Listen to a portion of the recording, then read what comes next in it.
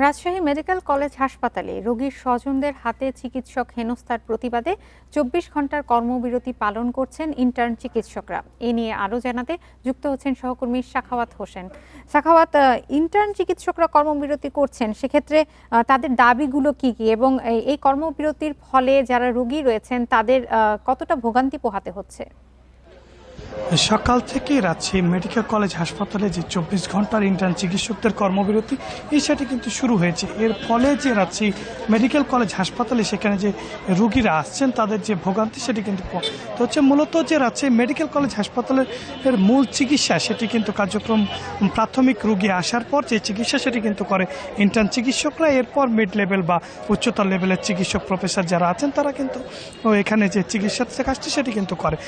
মূলত Rajshahi medical college হাসপাতালে গতকালকে যে অনাকাঙ্ক্ষিত ঘটনা, রোগীর স্বজনদের সাথে হাতাহাতি বা মব সৃষ্টির চেষ্টা যেমনটি তারা দাবি করছিলেন, এই ঘটনা আর পরপরই কিন্তু রাজশাহীর যে ইন্টার্ন চিকিৎসক পরিষদ তারা কিন্তু এই কর্মবিরতির ঘোষণা দেন এবং কর্মবিরতির অংশ হিসেবে আজ সকালে কিন্তু তারা এখানে যে মানববন্ধন এবং জরুরি বিভাগের সামনে তাদের যে আন্দোলন কর্মসূচি সেটি কিন্তু পালন করেছে। সেখান থেকে বক্তারা যেটি জানিয়েছেন যে এখানে যদি তাদের নিরাপত্তা নিশ্চিত না হয় বা তাদেরকে যদি বিচার যে সুষ্ঠু ঘটনার তদন্ত এবং বিচার এবং চিকিৎসকদের যে মারধরের নিরাপত্তা নিশ্চিত এটি যদি না হয় তবে কিন্তু তারা এই যে কর্মসূচি সেটি কিন্তু আরও কঠোর ঘোষণা করবেন এবং এই যে কর্মবিরতি সেটি কিন্তু আরও চালিয়ে যাবেন। এদিকে যদি বলা যায় রাজশাহী মেডিকেল কলেজ হাসপাতালে প্রতিদিন গড়ে ২,০০০ রোগীর একটি চিকিৎসা কিন্তু চলে কর্মযোগ্য।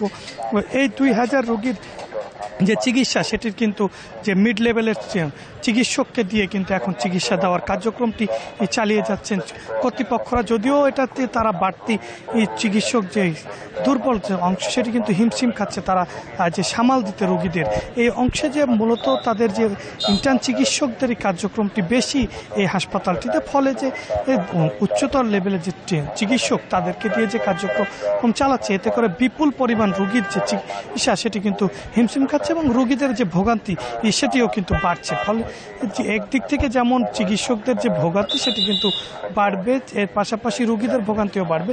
তবে দ্রুত কর্মসূচি শেষ করে কাজে ফিরবেন এমনটি আশা করেছেন রাজশাহী মেডিকেল কলেজ হাসপাতালের পরিচালক এবং অন্যান্য সংশ্লিষ্টরা। তারা কিন্তু জানাচ্ছে যে কর্মসূচি তাদের বিচারের যে সব দাবি দাবা আশ্বাস মেনে নেওয়ার ফলে তারা যে দ্রুত কাজে ফিরবেন এমনটি তাদের আশা।